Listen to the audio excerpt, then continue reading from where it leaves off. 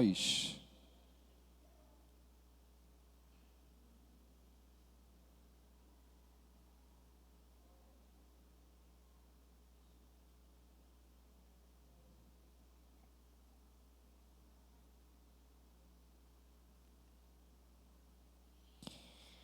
Nós temos aqui, nesse capítulo,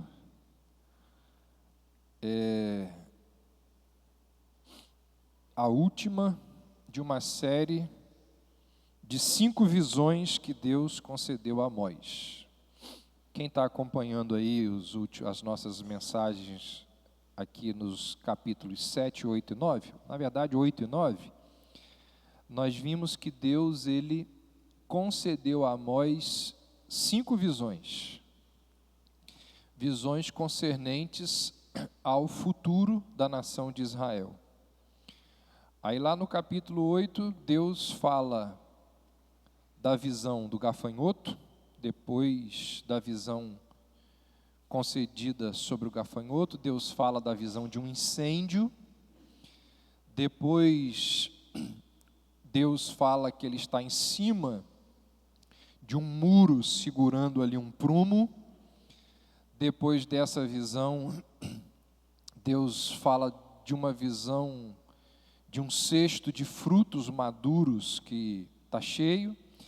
Então, foram 4 visões. Nós vimos cada uma delas e o que cada uma delas quis dizer.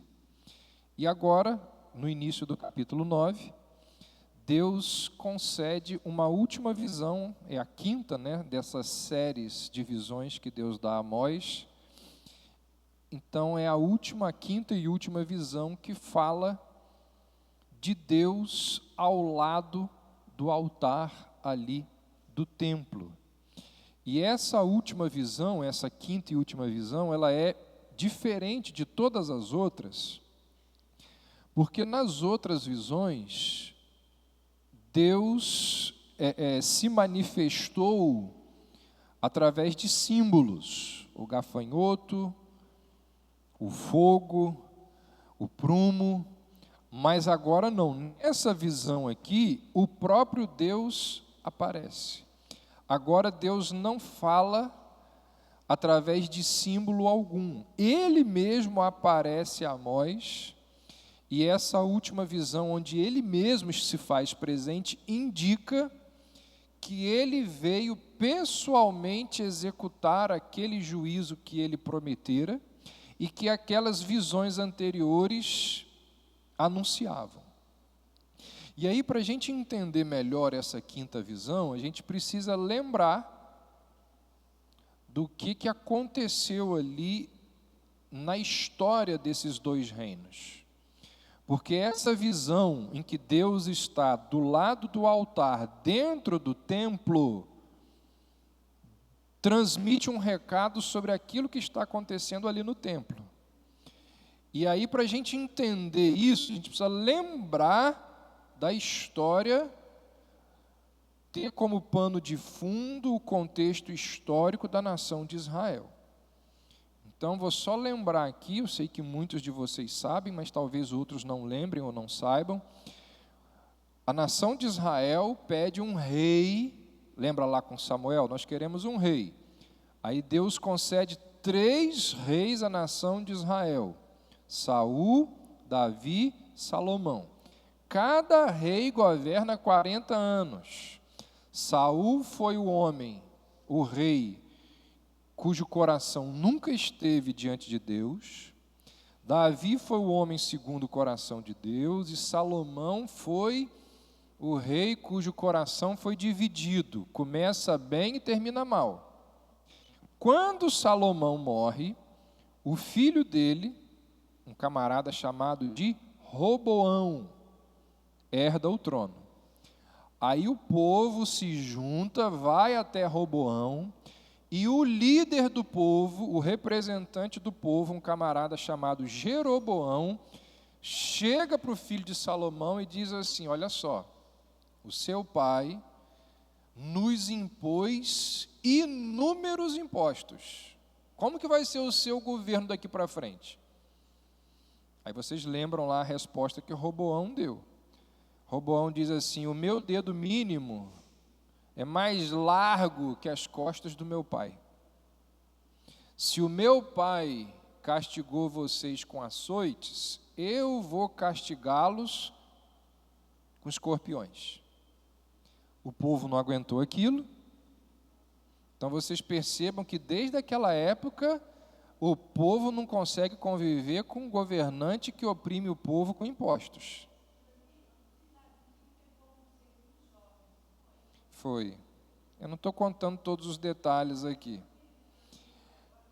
Então, o que aconteceu foi que, quando ele deu essa palavra, o líder do povo que foi até Roboão, esse camarada chamado Jeroboão, que provavelmente, por ser o porta-voz do povo, tinha influência no meio do povo, ele é levantado pelo povo como um novo rei de uma parte de Israel.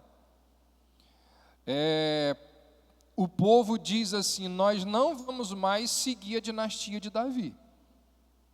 E a dinastia de Davi governava em Judá e uma parte ali do território de Benjamim.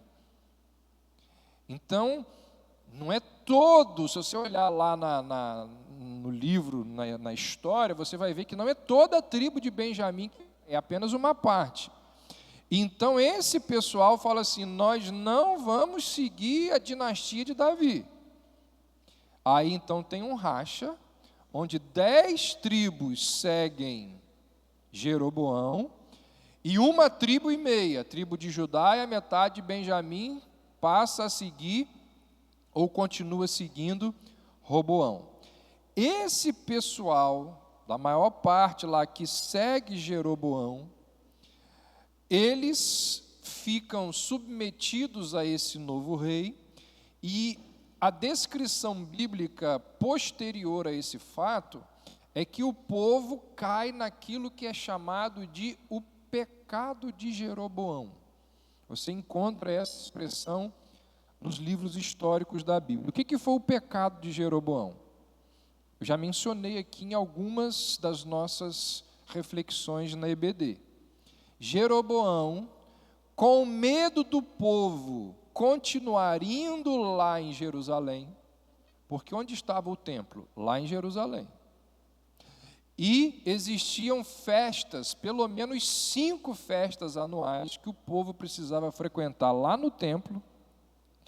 E aí Jeroboão, com medo do povo ficar indo lá e ser influenciado pelo pessoal lá da casa de Davi, lá de Judá, Jeroboão faz o quê? Ele constrói 2 santuários em 2 cidades estratégicas, Betel e Dan, que são cidades que têm ali um fundo histórico importante.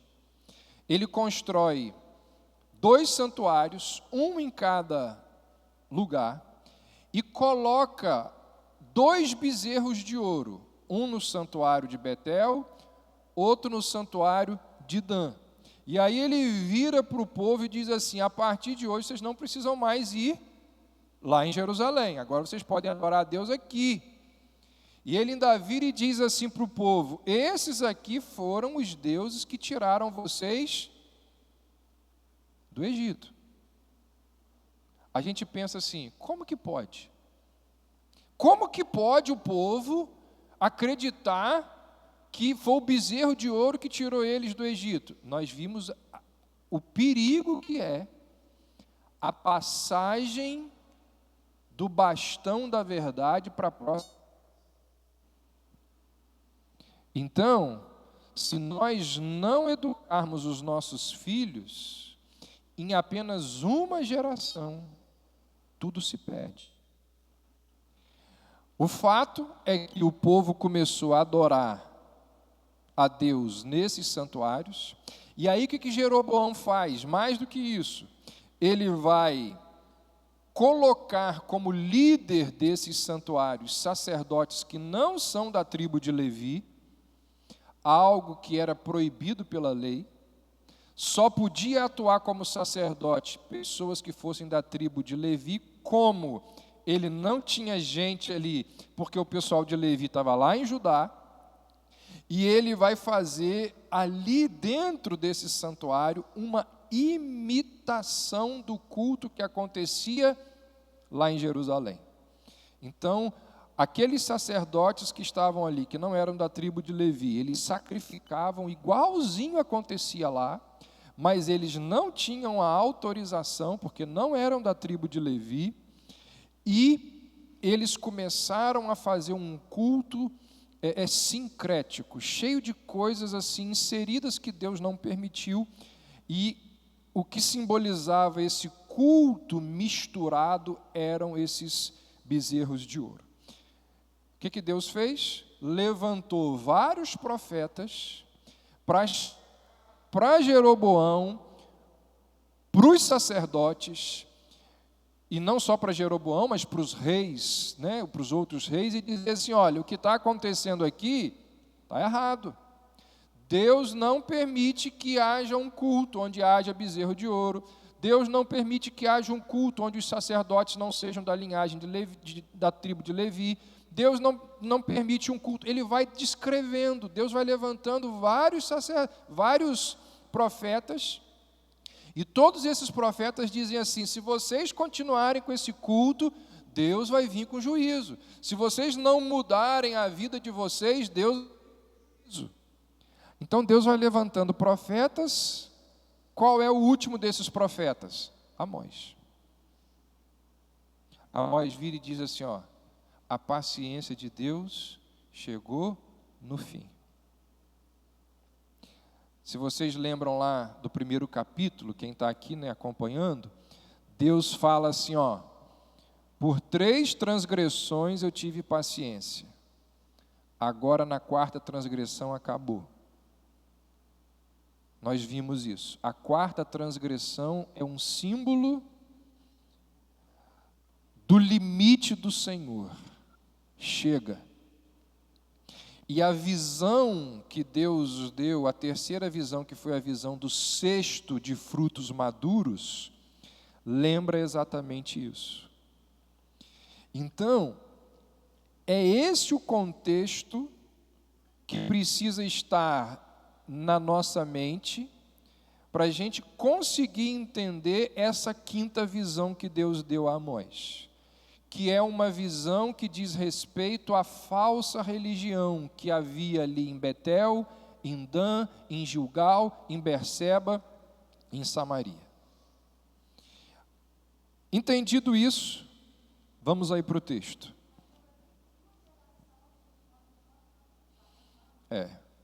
Normalmente é isso. Verso, Deus dá aí uma ordem, na verdade dá 2 ordens a Amós. Começa assim: quebra. Viu o Senhor que estava em pé junto ao altar. Deixa eu só ver aqui uma coisa. Aí. Vi o Senhor que estava em pé junto ao altar, e ele me disse: quebra o topo das colunas, para que os batentes estremeçam. Deus está dizendo assim, ó: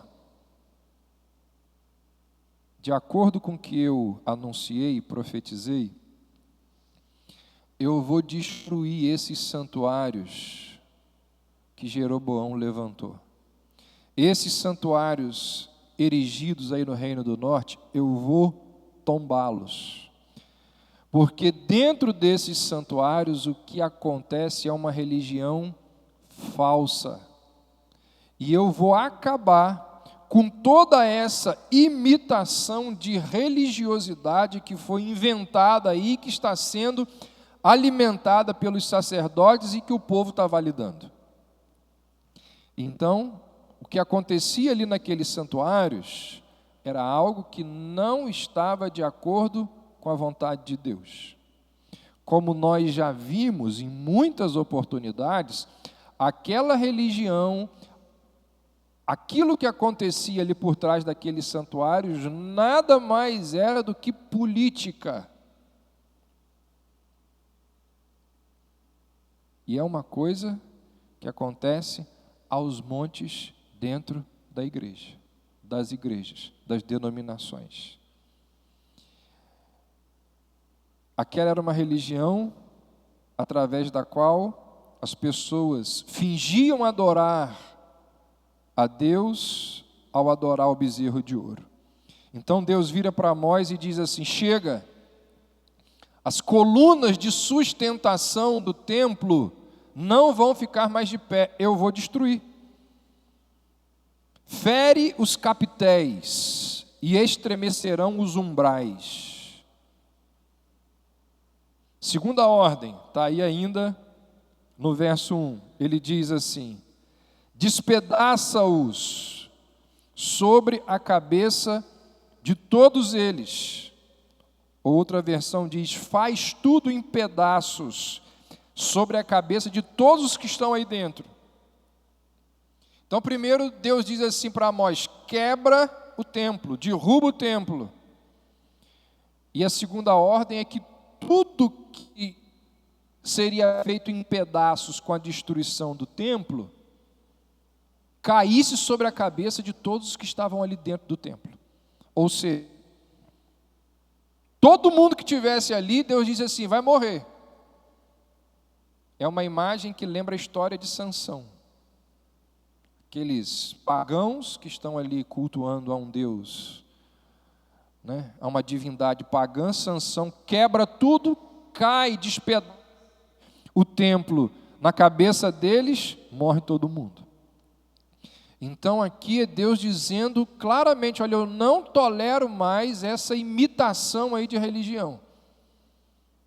Nos lembrando uma advertência seríssima que Deus, Ele abomina cultos que são falsificados.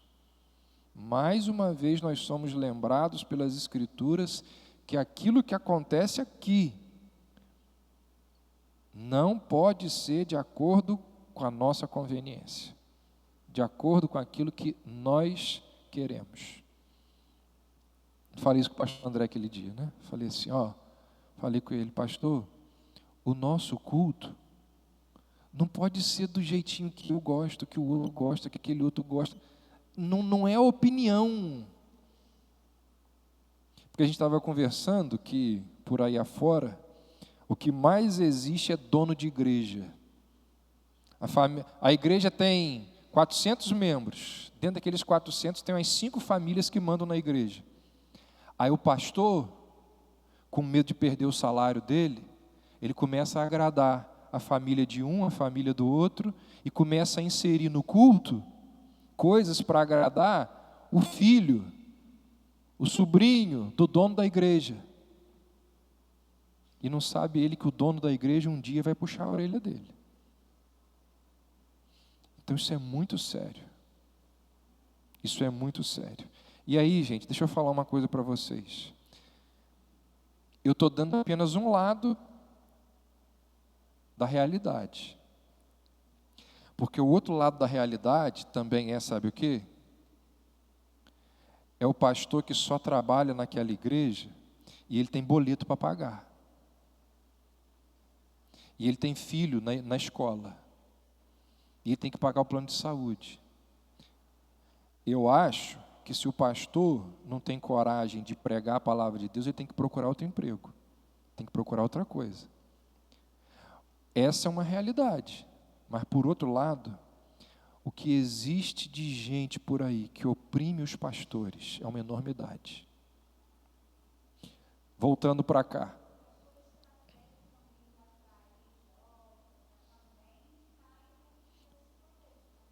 Pode estar sim.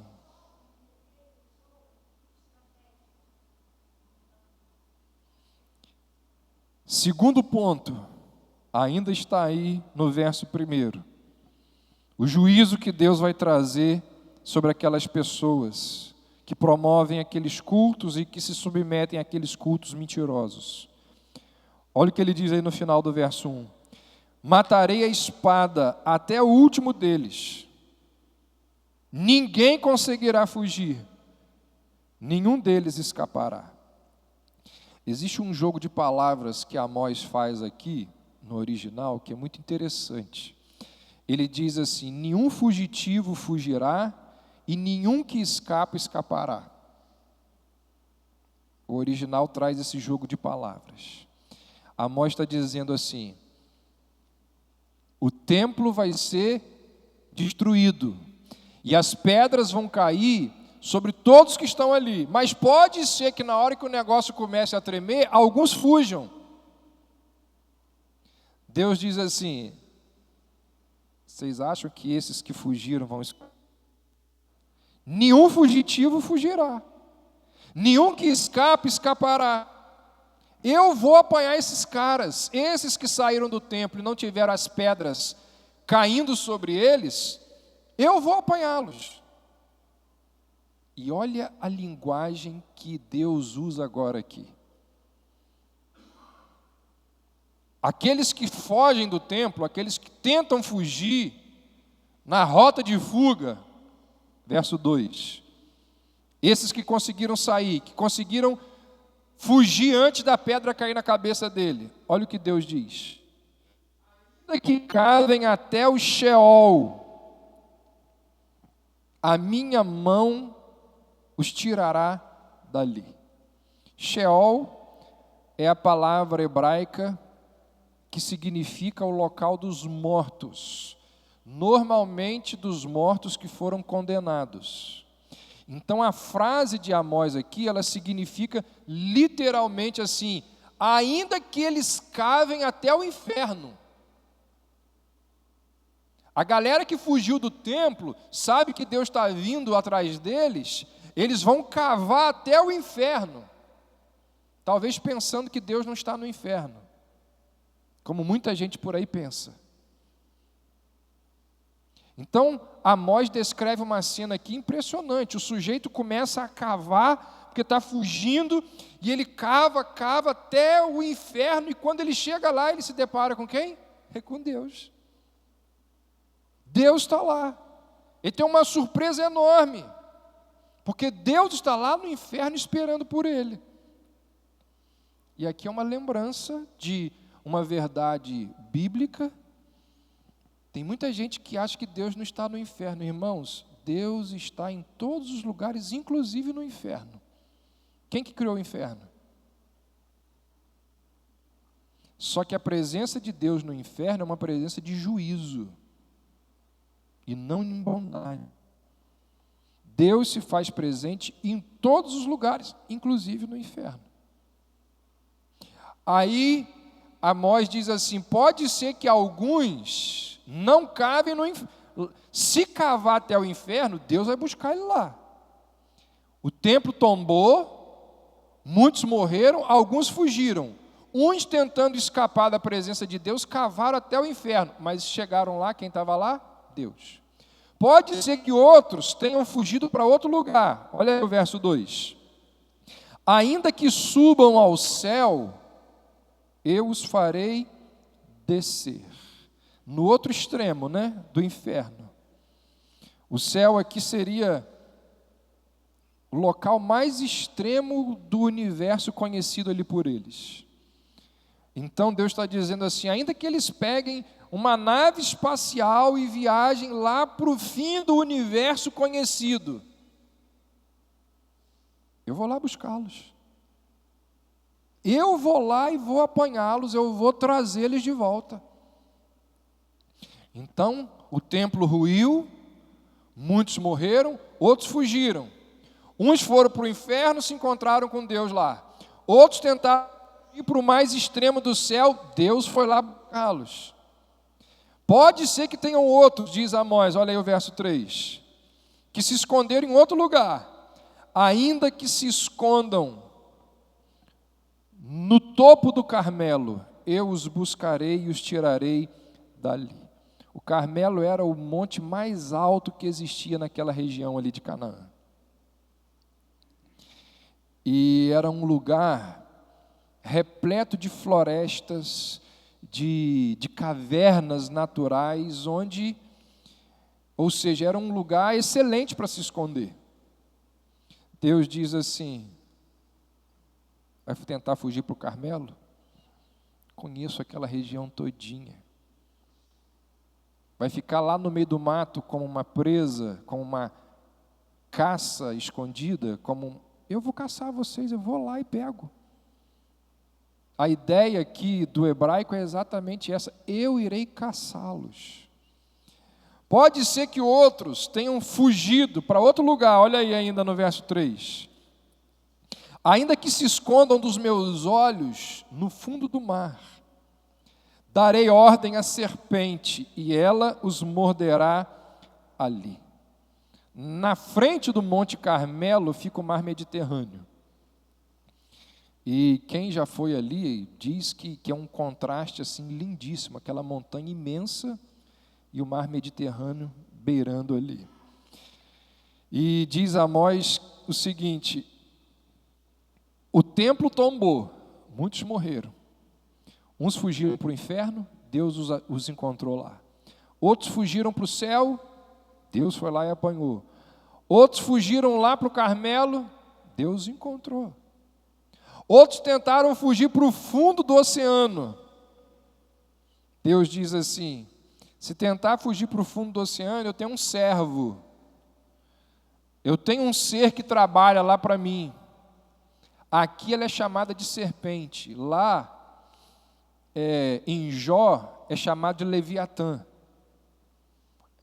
Não sei o que é isso, mas a Bíblia diz que tem um monstro no fundo do oceano, que a gente não sabe o que serve ao Senhor.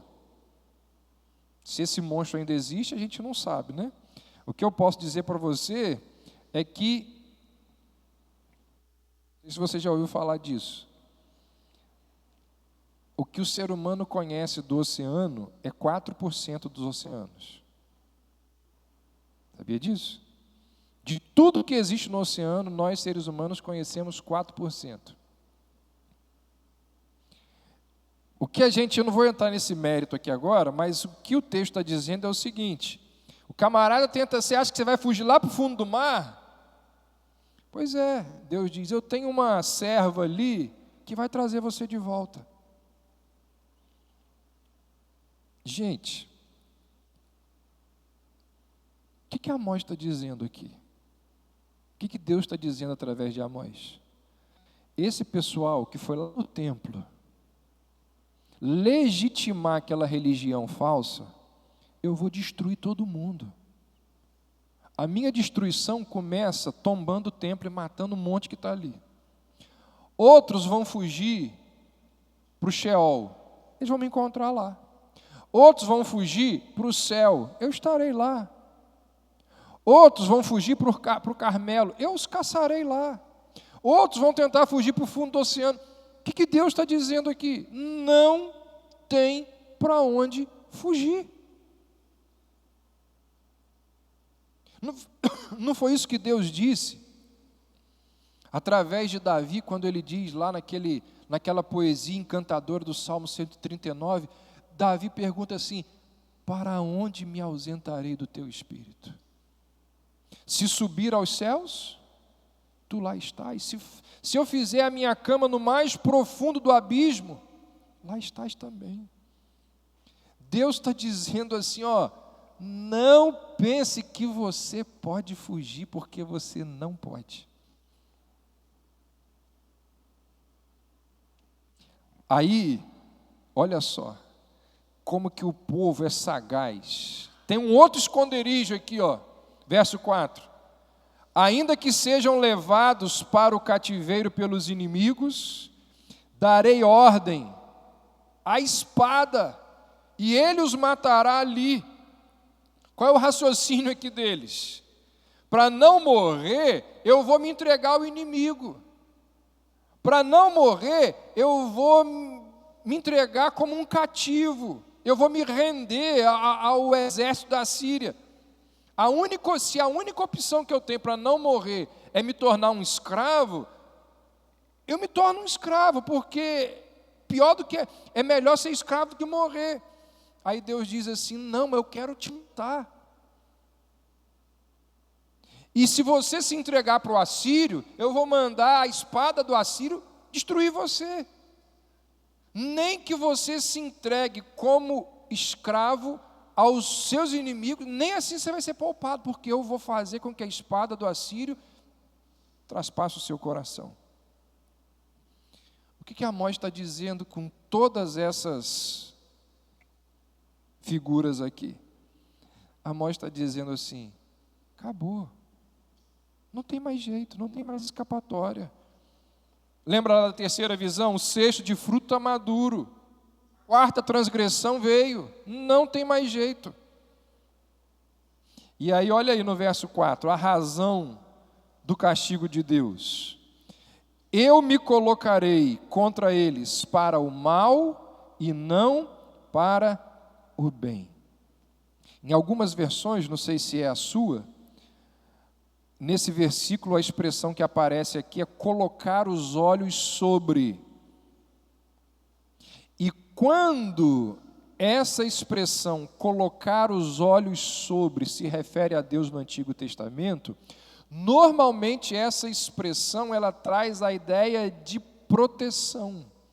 Quando os olhos do Senhor estão sobre alguém para proteger. Por exemplo, Salmo 34:15.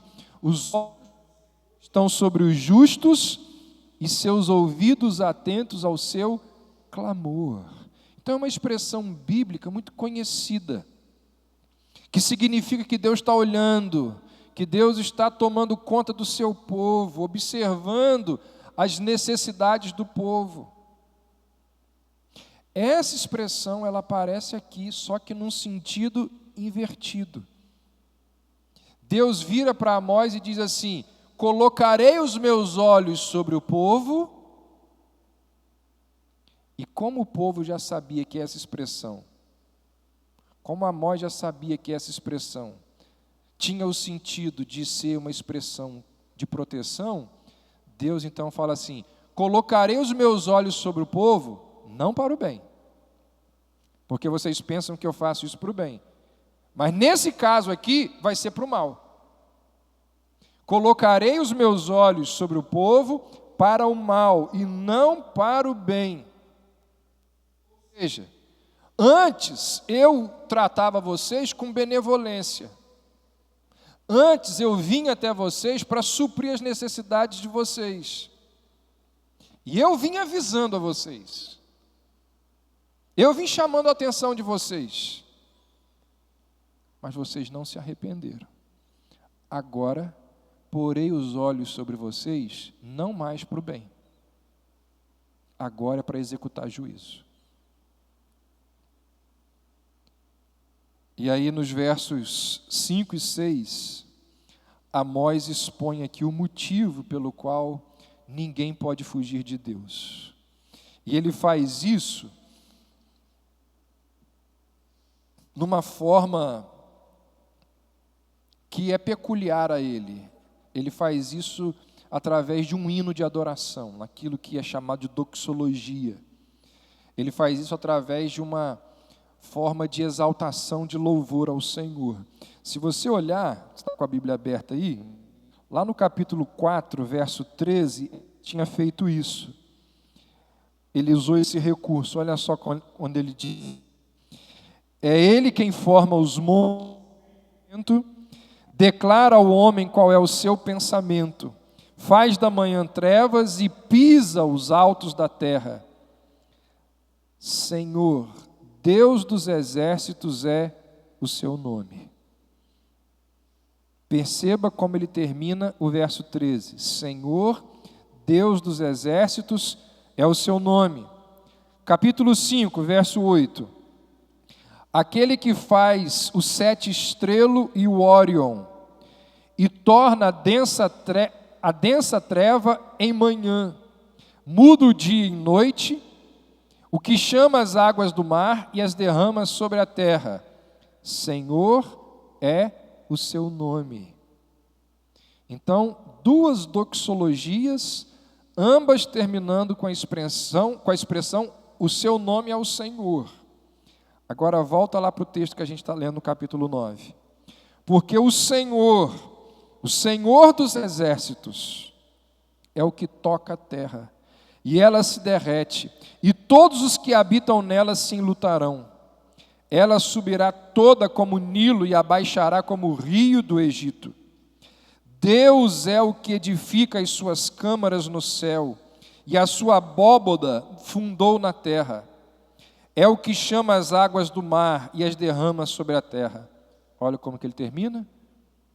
Senhor é o seu nome. Então ele se refere a Deus, exaltando o nome de Deus, dizendo que ele é assim, e ele explica por que que não adianta fugir. Por que que não adianta fugir para o inferno? Por que que não adianta fugir para o céu?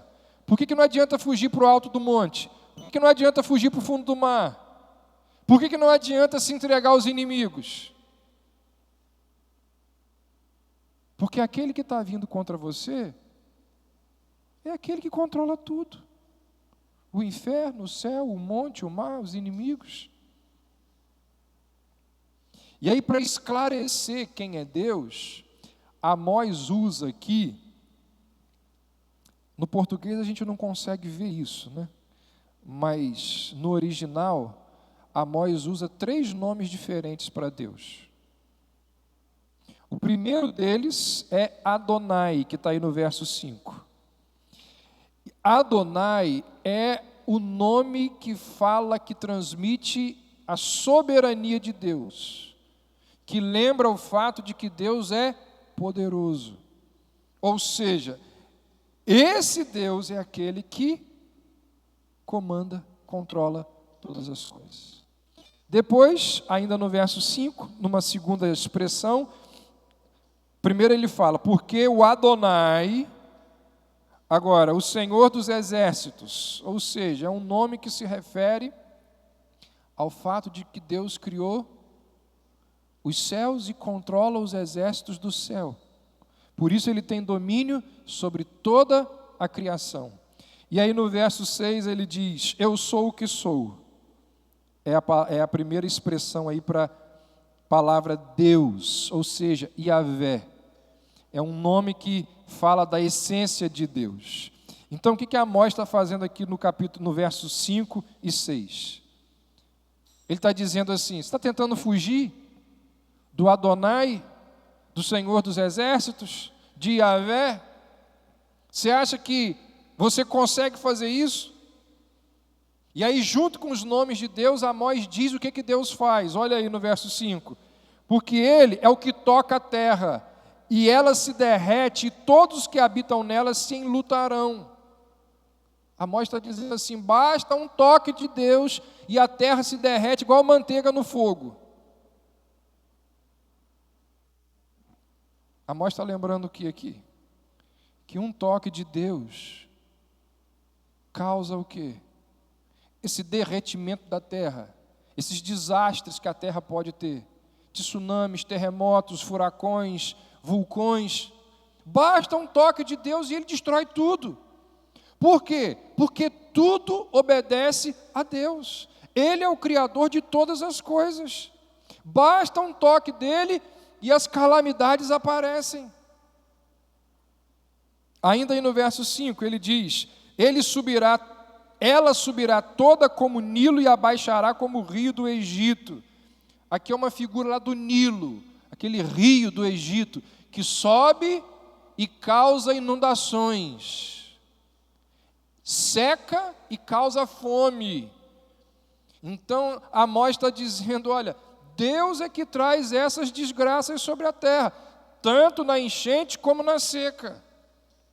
Ou seja, o que Amós está fazendo aqui? Ele está mostrando como que é impossível escapar do Deus que controla todas as coisas. Eu quero encerrar fazendo 2 aplicações. Gente, nós sabemos, pelo menos em tese, na prática parece que a gente de vez em quando faz como se não soubesse. Deus está em todo lugar. Deus está aqui, E Deus está naquela sala onde você abre o computador naquele site pornográfico.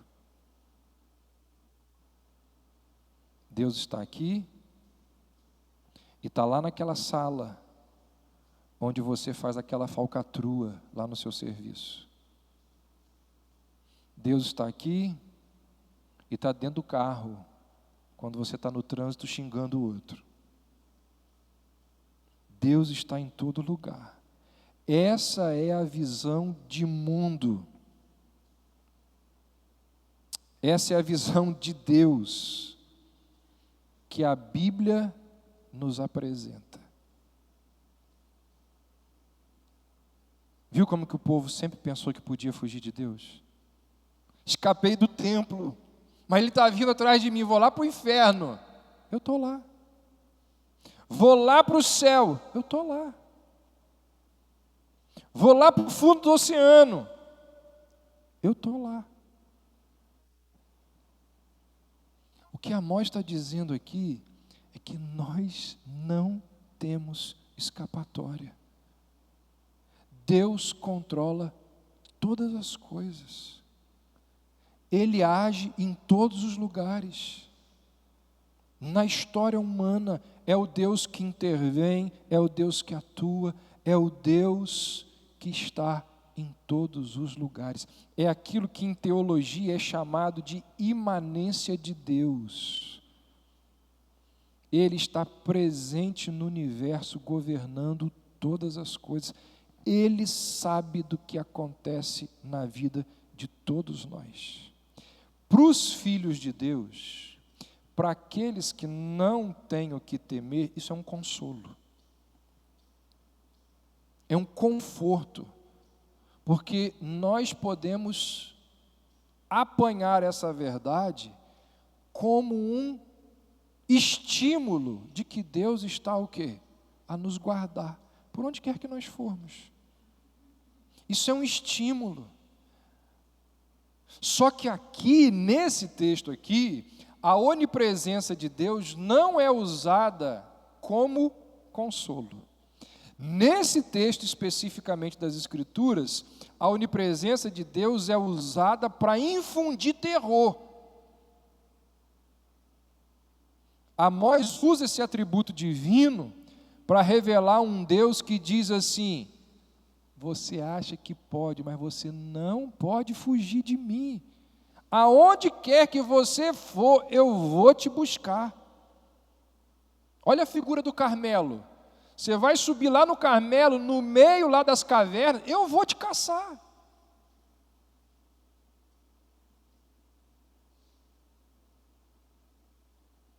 Se você escapar para um lado, eu vou ali. Se você for para o outro, eu vou ali também.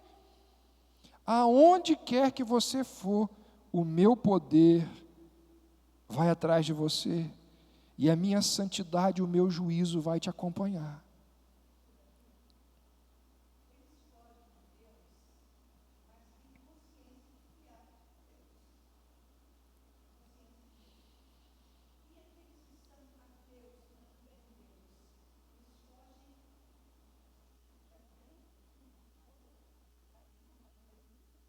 Então, se é ateu, ele não tem que fugir, não crê em Deus, fugir.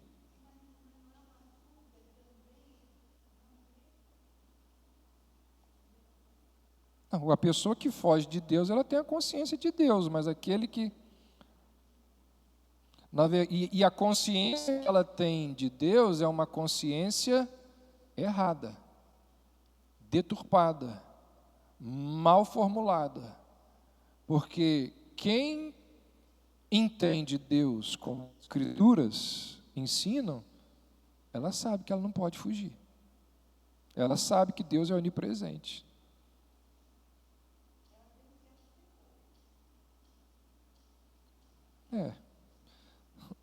Pode ter, mas...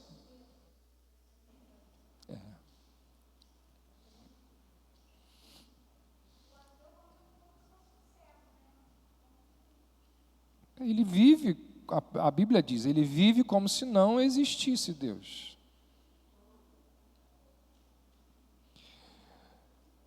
Então, o que eu queria dizer aqui é que para o cristão a onipresença de Deus é conforto, mas para o incrédulo é terror. Não é? A mesma verdade para um traz consolo e para outro um horror.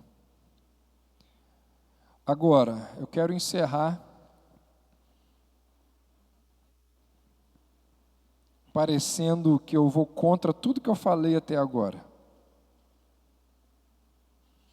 Eu vou desconsiderar tudo que parece que eu vou desconsiderar tudo que eu falei até agora. Pode falar, Olívia.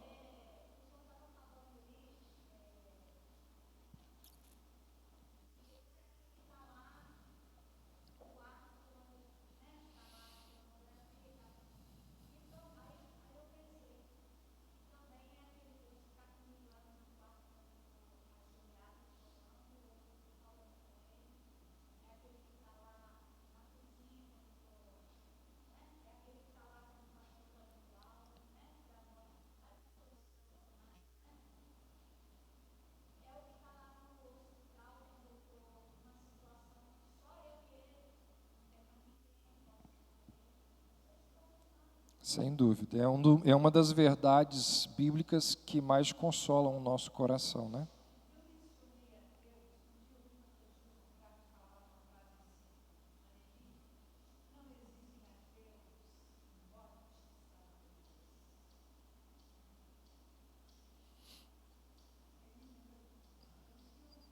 É na hora do desespero, né? Todo mundo apela.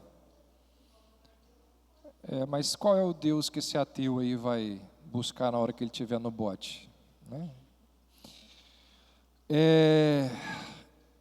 Eu quero encerrar falando sobre algo que parece que eu vou desfazer tudo o que eu falei até agora.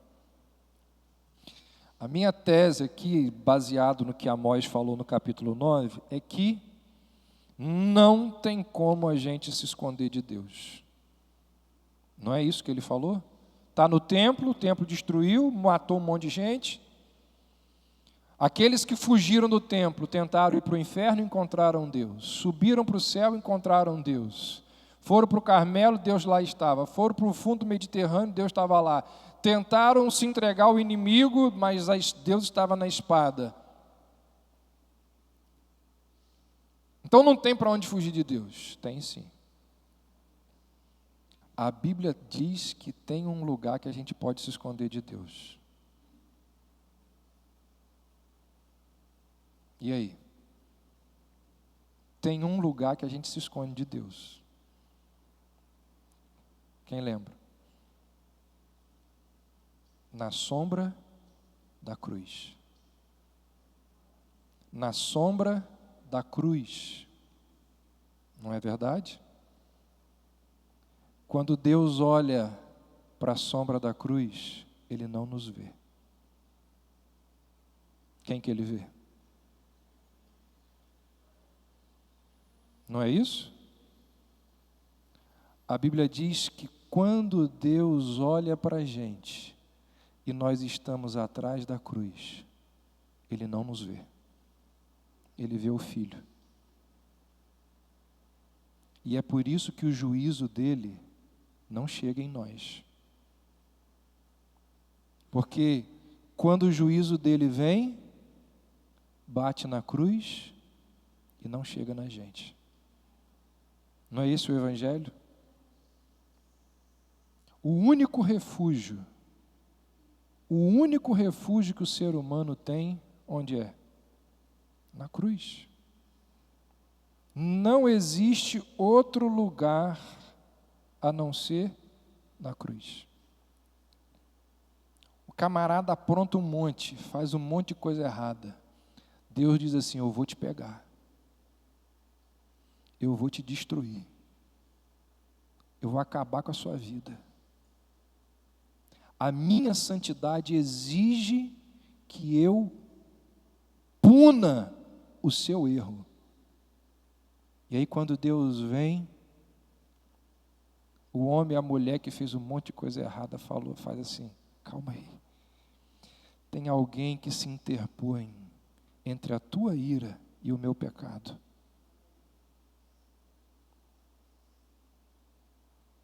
No que é isso, gente? Isso é o Evangelho. Então, não existe outro lugar onde alguém possa se esconder de Deus a não ser na cruz. A Bíblia diz que Jesus, ele suportou toda a ira de Deus.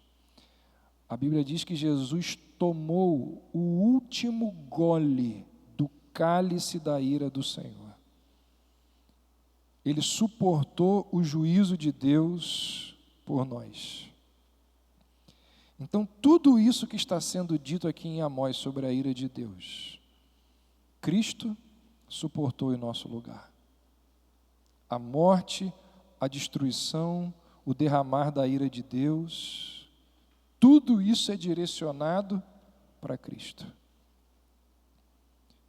Então é somente na cruz de Cristo que nós podemos encontrar abrigo contra a ira desse Deus onipresente, onipotente, que quer satisfazer a justiça dele.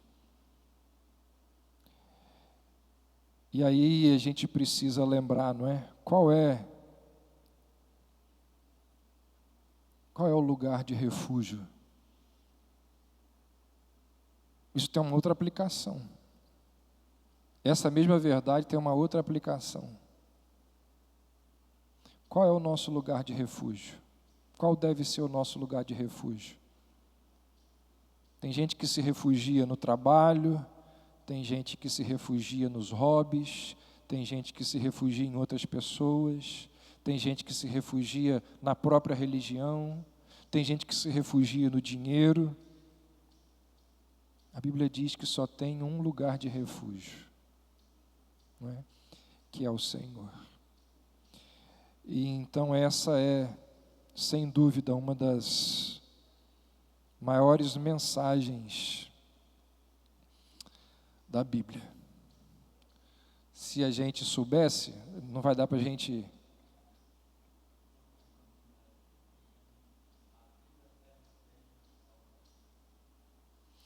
Pois é, isso aí que o senhor está falando, o pastor Arnaldo está lembrando de uma parte de um hino, que fala, abrigo eterno tenho no Salvador. Eu ia falar isso, só que de um outro hino. Existem vários hinos que revelam essa verdade.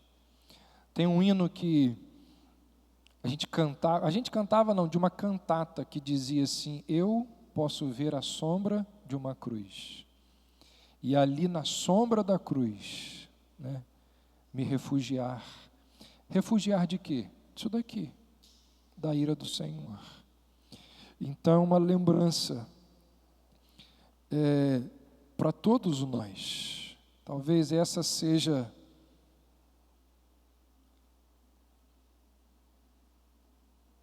uma das mensagens mais importantes das nossas vidas. Eu quero encerrar, abra aí, no capítulo 4 de Amós.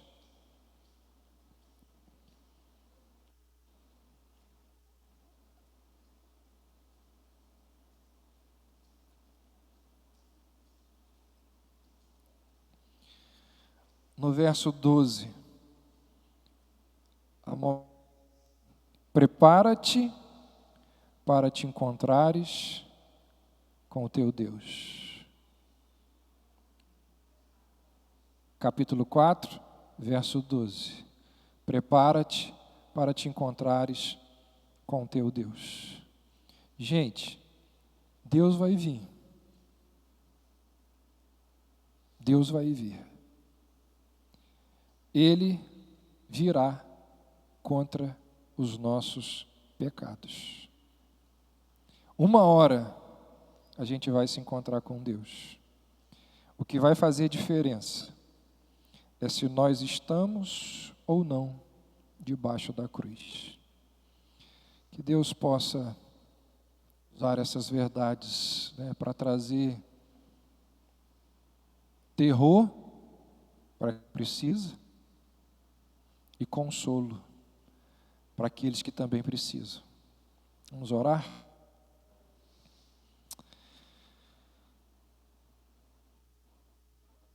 Senhor, perdoa-nos quando na nossa ingenuidade achamos que podemos fugir do Senhor. Quando na nossa ingenuidade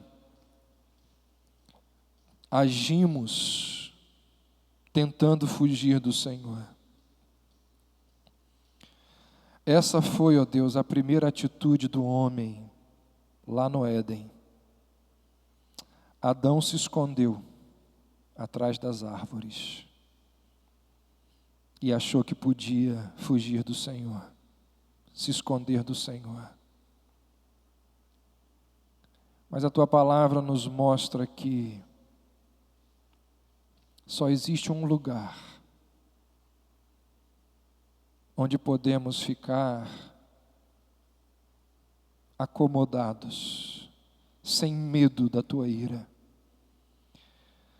Por isso nós te pedimos que todos nós aqui venhamos a ter a certeza de que estamos debaixo, protegidos pela cruz de Jesus Cristo. Ó Deus, que entre nós aqui não haja ninguém sem esta certeza. Que entre nós todos possam ter a convicção de que estão abrigados, acolhidos debaixo da tua cruz. Ai daquele, ai daquela que não tem essa certeza. Nós te louvamos por Jesus Cristo, o nosso Senhor e o nosso Salvador. E a Ele conferimos a honra e a glória que lhe é devida. Em nome dele oramos.